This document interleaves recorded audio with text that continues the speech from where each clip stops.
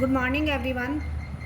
बेटा आज हम पढ़ेंगे कक्षा 6 में सर्वनाम। सर्वनाम क्या है? हमने अभी से पहले संज्ञा पढ़ा था। संज्ञा क्या था कि किसी व्यक्ति, वस्तु और स्थान के नाम को संज्ञा कहते हैं।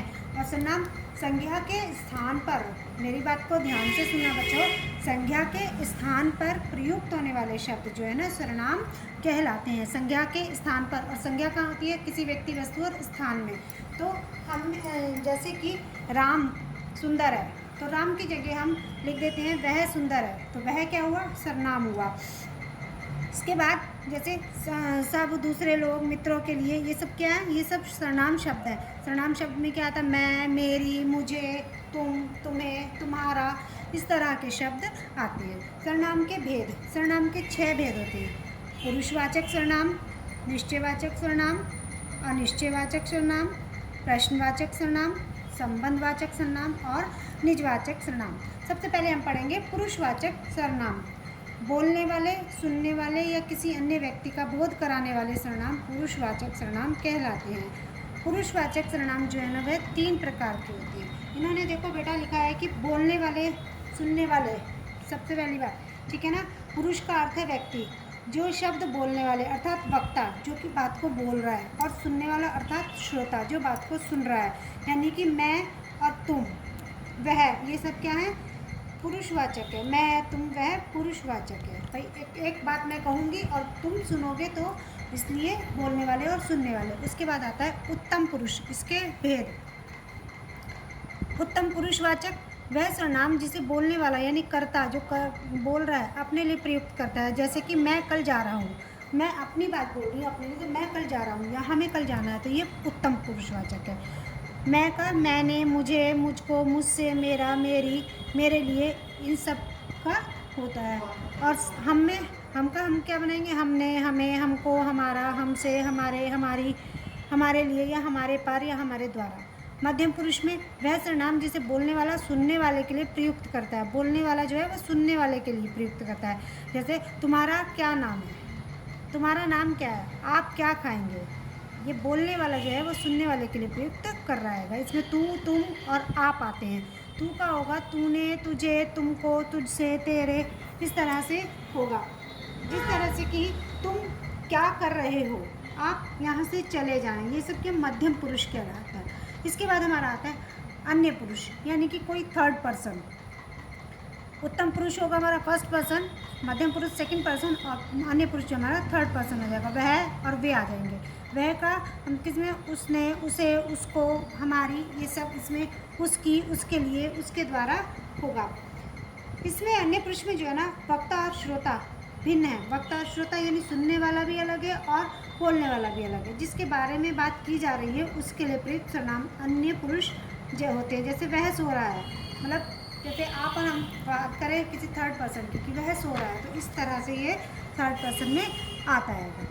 ये तो हमारे हो गए पुरुषवाचक सर्वनाम। पुरुषवाचक सर्वनाम में के बाद हम पढ़ेंगे फिर निश्चयवाचक सर्वनाम। जिस सर्वनाम के द्वारा किसी पास या दूर की वस्तु अथवा व्यक्ति का निश्चित रूप से बोध कराया जाता है। पुस्तक मिल गई, यह ऋतु की है, मतलब जैसे यह और वह का प्रयोग होता है। जिसने नाटक में भाग लिया था वह आया है। इस निश्चयवाचक में जो सर्वनाम है किसी पास या दूर की वस्तु का जब हमें बोध कराते हैं, यह रमेश की किताब है। मान लीजिए ये हमने बोला ये रमेश की किताब है, तो ये किसकी किताब है? रमेश की, है ना, ये पक्का है।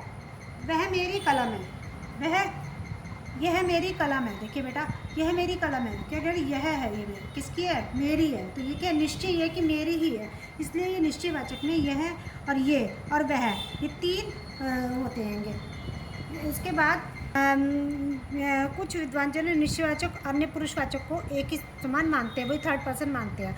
अनिश्चयवाचक आता है। निश्चयवाचक में एक निश्चित चीज़ है कि हाँ ये वस्तु उसी की है या ये चीज़ उसी की है।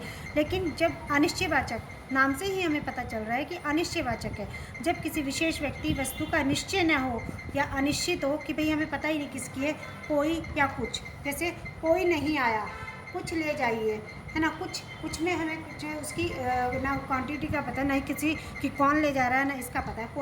कोई नहीं आया, कोई मतलब कोई भी नहीं आया, ना उसमें हमें क्या पता है। किसी ने, किसी को, किसी से, किसी का, किसी की, किसी के लिए यूज़ होता है। और कोई होगा हमारा बहुवचन के, बहुवचन में जो कोई होगा उसमें हमारा लगेगा किन्हीं, किन्हीं को, किन्हीं से, किन्हीं का, किन्हीं के लिए, है ना, इस तरह से लगेगा। इसके बाद हमारा आता है प्रश्नवाचक सर्वनाम। प्रश्नवाचक सर्वनाम में हमेशा प्रश्न चिन्ह लगा होता है। संज्ञा के विषय में जिन शब्दों से प्रश्न किया जाए वे प्रश्नवाचक सर्वनाम कहलाते हैं। कौन, प्रश्नवाचक सर्वनाम की क्या पहचान है, वहाँ पे लगा होगा कौन, किसे, क्या, क्या कर रहे थे, किसने बुलाया था। तो ये जो हमारे हैं इसमें हमारे प्रश्नवाचक शब्द लगे हैं और प्रश्नवाचक चिन्ह लगा होगा। कौन एक वचन में, जो कौन अगर एक वचन में हुआ तो किसने, किसे, किसको, किससे, किसका, किसकी, ये सब आएंगे। और कौन में आएगा किन्होंने, किन्हें, किन्हों, किन से, किन का, इन सब के द्वारा आया जाएगा। संबंधवाचक सर्वनाम जो होता है, जो किसी के संबंध को प्रकट करता है, तो उसको हम संबंधवाचक सर्वनाम कहते हैं। जो सत्य बोलता है वह सदा खुश रहता है। जैसे जो, जिसने, जिसे, है ना, इस तरह से। जिसने समय नियोजन सीख लिया वह उन्नति के शिखर पर पहुंच ही जाएगा। संबंधवाचक में जैसा करोगे वैसा भरोगे, है ना, जैसा करोगे वैसा भरोगे। तो ये जो एक संबंध बता रहे हैं कि भाई जैसा तुम करोगे वैसा ही तुम्हें भरना पड़ेगा, जो पढ़ेगा सो पास होगा। भाई अगर तुम, इसका संबंध किससे है, अगर तुम पढ़ोगे तो पास होगे, तो इसको हम बोलते हैं संबंधवाचक सर्वनाम। इसके बाद हमारा आता है निजवाचक। निज होता है अपना, हमारे लिए, जो हम स्वयं के लिए प्रयोग करते हैं। जो सर्वनाम अपनेपन का बोध कराता है वे निजवाचक सर्वनाम है। स्वयं, अपने आप, खुद, स्वतः, अपना काम स्वयं ही करना चाहिए, वह अपने आप खड़ा हो गया। ठीक है ना। अब इसके बाद हमने इस लेसन में क्या सीखा बेटा, देखिए सबसे पहले संज्ञा के स्थान पर प्रयुक्त होने वाले शब्द सर्वनाम कहलाते हैं। संज्ञा के स्थान पर प्रयुक्त होने से क्या कहलाते हैं, सर्वनाम। सर्वनाम के कितने भेद हैं, 6। पुरुषवाचक, निश्चयवाचक, अनिश्चयवाचक, प्रश्नवाचक, संबंधवाचक और निजवाचक। सर्वनाम शब्दों में वचन और कारक के कारण विकार यानी परिवर्तन आता है। अगर लिंग के अनुसार भी उनका परिवर्तन हो जाता है। वचन, एक वचन के लिए हम, जैसे हमने बताया था, कौन एक वचन में है तो किसने, किसके, किसे, किसको आएगा।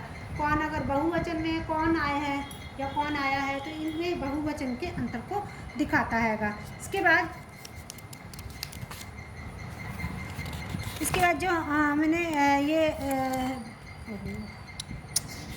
तो इस तरह से हमने आज क्या पढ़ा है, वह सर्वनाम। तो सर्वनाम के हमने भेद पढ़े हैं और सर्वनाम का अर्थ से हमने आज लेसन में पढ़ा है।